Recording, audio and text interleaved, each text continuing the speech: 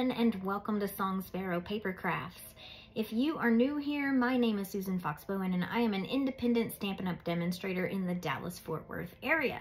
I am so glad that you have joined me today for another episode of Terrific Tuesdays.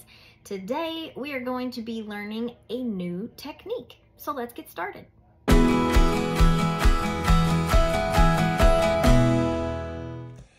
In today's episode of Terrific Tuesdays, we are going to be learning a card layout called the fractured card design, also known as the shutter design. I have seen this all across the interwebs with lots of demos putting it out there as they showcase designer series papers. And I thought it was high time that I gave it a try. I thought it was going to be way more complicated than what it is. And since it is quite simple, I definitely felt like it was worth sharing. So, without further ado, let's get started on this card.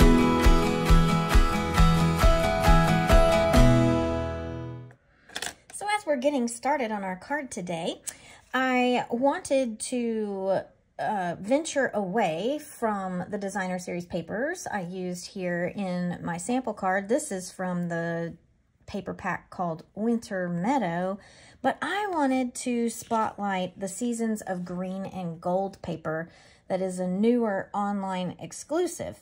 So we're going to use this same layout, but we're going to be making some substitutions as far as papers and designs go. So we're just going to talk about it a little briefly, what we're going to be using here. So we need some Mossy Meadow cardstock. We're going to be using two patterns of the Seasons of Green and Gold designer series paper. We're going to be using some gold foil. We're going to be using some of the Festive Glimmer paper. I need to see what that is called. The Season of Elegance designer series paper, which releases in a little over a week. This is going to be a part of the new holiday mini catalog release that comes out on September the 6th. And then we're going to be using just some white cardstock as our panel base, and then some very vanilla for our center sentiment portion. So let's set this aside for a minute and talk a little bit about how this goes together. So it's very straightforward, and what I love about it is if you've already kind of cut up your designer series paper, you may already have scraps that are probably pretty close in size to the ones that you would need for the designer series pattern paper spots here. We're using 1/4-inch strips of a cardstock that's making our shutter portion, our fracture portion, and really making our center sentiment stand out. And we are also using 2 1/4 by 4-inch strips of pattern paper. Thereabout, right? You can get away with kind of fudging that a little bit. And we're also going to turn our design so that it is going to be landscape instead of portrait whenever we do this, just so that you can see how versatile this particular layout is. So, without further ado, let us get started here.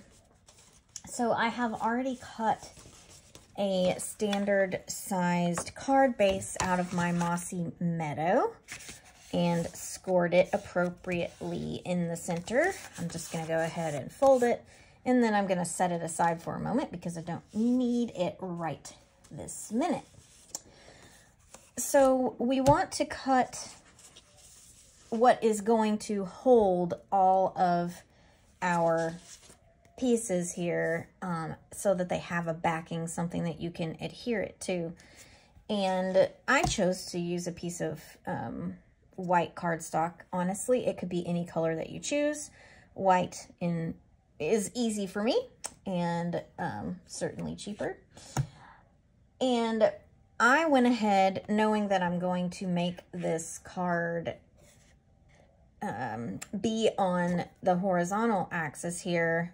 I drew a center line lightly in pencil so that I kind of knew where my center mark was whenever I'm looking at my card front. This will just kind of help you place things a little bit. We are going to start by cutting a 2 1/4 inch square for our center part. Now, in honesty, this does not have to be a square. You could choose a shape. For example, maybe instead of cutting a true square, instead what I do is I die cut using some other shape. And this is from a newer set called Peaceful Season that's going to release September the 6th, but I could have chosen to have cut my shape with this die. I just decided to keep it simple and keep it square. And what we're going to go ahead and do is adhere this to our card front. Now, I chose to put it in the center, but you can offset this. That is the beauty of this particular layout, is you can put this, maybe I wanted to put it over here to the side instead of having it be front and center in, you know, in my panel. That would be up to you, just depending on where you want your sentiment to be. So I am starting with that, adhering it to my base here. And then I have chosen this festive, I think it's called Festive Glimmer paper. This is also going to release on September the 6th. I liked this, I think it's Old Olive, but it might be Granny Apple Green. I don't have my holiday mini catalog in front of me to confirm for sure, but I liked this color green. I think it coordinates nicely with the particular pattern I have chosen for my designer series papers. But here nor there, I'm going to put some adhesive on the back of this. I go ahead and run it all the way down. That is up to you, and you start on one particular spot, up to you. And I start by lining it up with that corner at the top here. And I'm going to work my way around my chosen center shape, or it doesn't have to be centered, like I said, your chosen shape here.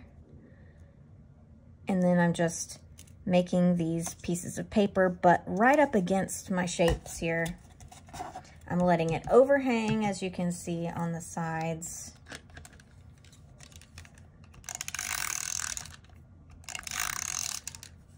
And I'm just working my way around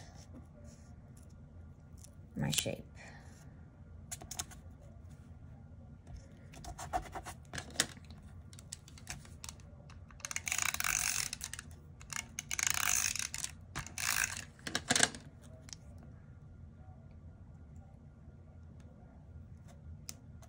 So now what you should have is you've made all of your sides match up all the way around. We're going to take our paper snips, flip it over here, just trim off the excess on the sides.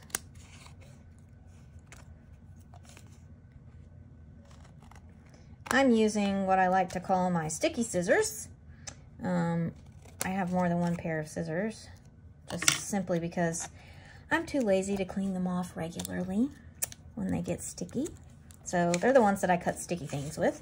So now we have our piece here, and we've cut all of our sides off, and we're ready to work in our spaces. So I chose the greenery patterns. They kind of coordinate here. This is the gold foiled one, and then this is the one that's Mossy Meadow and Old Olive from the Seasons of Green and Gold Designer Series paper pack. And what I'm going to do is decide where I want these to go, and you can see why I was saying you don't necessarily have to have a 2 1/4 by 4 inch strip. And I may not need all of these, right? Because I've got smaller little panels here, because this is very prominent. So I'm going to decide where I want these to be. What do I want to take up the most space? And I think that I would like for my greenish pattern to be the bigger spots here. So I'm just going to put some adhesive directly on my panel. I'm going to make sure that I've covered my paper well. I'm going to go ahead and cut this because I'm not going to have to use my second strip that I've cut, because this is a small enough area that I can flip this strip around and use it on the other side. Now, if you wanted to have just one pattern in the background, rather than mounting on this piece of white cardstock, you could simply use a panel of this, and every single little hole here then is going to be this pattern. I just like having more than one pattern. I really liked that look when I was seeing the designs that other demos had made. But I've seen equally as lovely cards that only use one pattern. So, you know, it's kind of, what do you have in your mind's eye for the particular card that you're making? So I'm going to cut around this as well to go ahead and get it out of the way.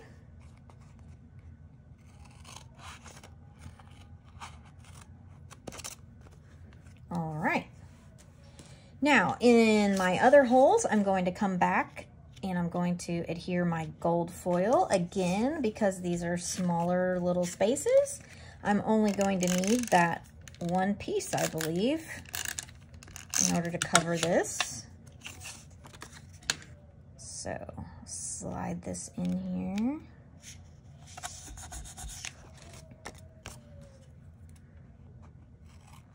And then I'm going to cut around and I'll flip it around to get my other space.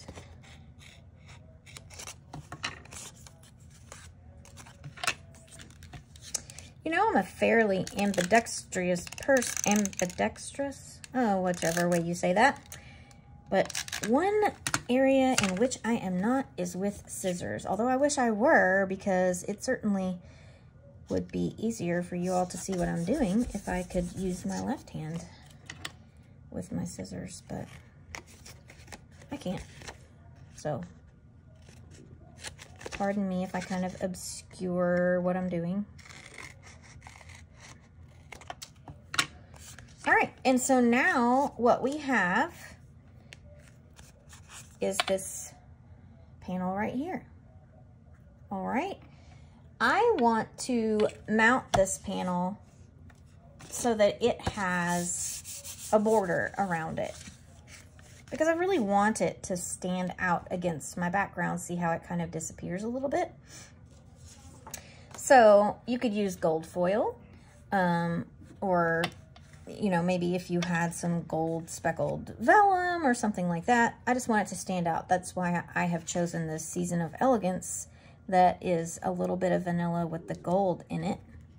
So see how that helps it really stand out against my card base here.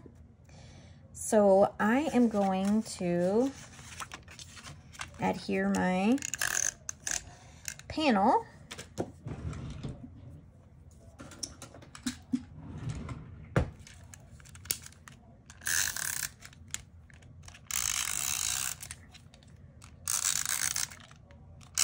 to my piece of cardstock.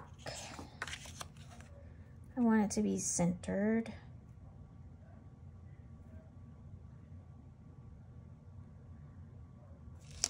Yeah, nice. Just like so. And I'm going to give this some dimension here. So I'm going to go ahead and mount this on dimensionals. I want it to really pop up, stand up against my card base. I don't have any of the large dimensionals right now, so I'm having to use my small ones, which just means I have to use a few more. But who are we kidding? You all know that I'm going to use a whole lot, regardless of what size they are. Because that's kind of how I roll, I suppose. All right. And I know that I'm not going to do anything else to this particular portion of the panel, so I'm going to go ahead and remove my backings and adhere it to my card base so that I don't lose it on my craft desk.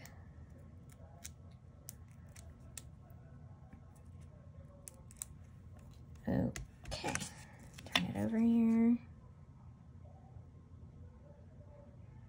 I'll get my border even all the way around, and voila. There we have it. All right, so I set that aside a little too early. I know that I want to mount a smallish shape in the middle here of my gold. And I can either have it be on the diagonal, or I could leave it turned as a square, which I kind of like that particular look in this case, so that it kind of stands out.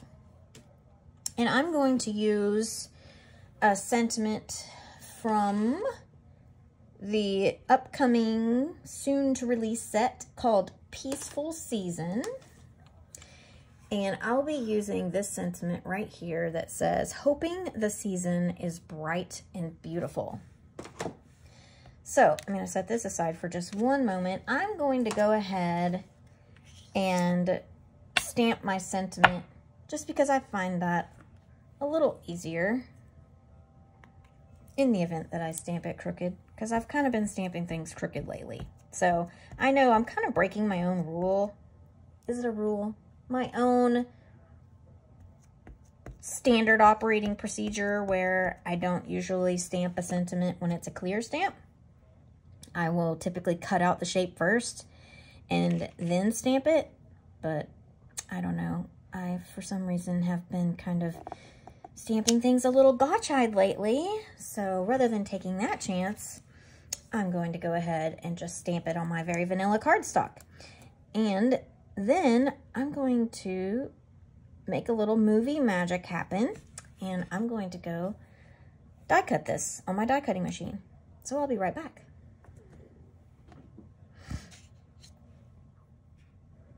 All right, so now I have my shape cut. I'm going to go ahead and set my die aside here. And then I want to add just a little pop of color here. Make it a tiny bit more festive than just the sentiment. So I am going to put a little twist of ribbon here, I think. Do the ever famous faux bow, as I like to call it.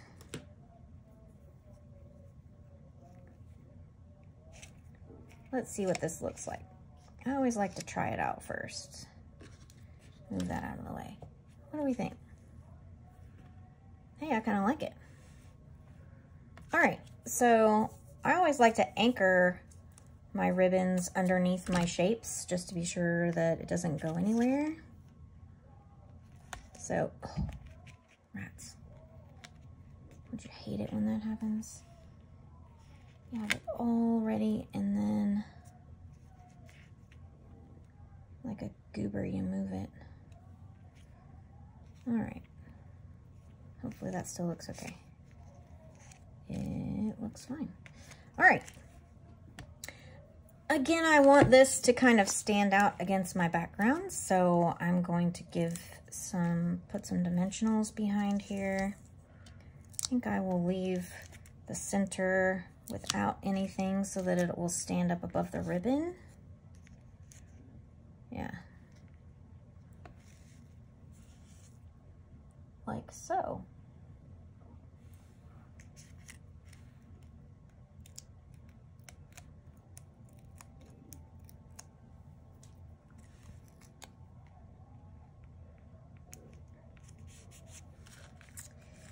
And no card is complete without just a little bit of extra sparkle here.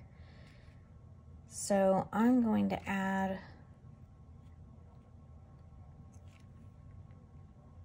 some gold.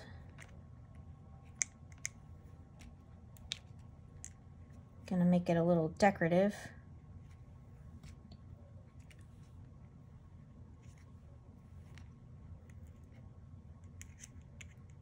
Give us a little triad there, and then one down in each opposing corner, like so. So, as you can see, this fractured design, or shutter design as it's sometimes called, super easy to put together, absolutely stunning. You can vary, as I did here, the width of your framing. You can vary the size and the actual shape of this little focal panel here, and give yourself a little different look. So I thank you for joining me today. I hope that you enjoyed being able to see how to put that fractured card together. I will include a link to a tutorial in the description below. So if you are interested in the measurements, feel free to download that free PDF. And I look forward to joining you again next time for some other creative card ideas. So until next time, see ya.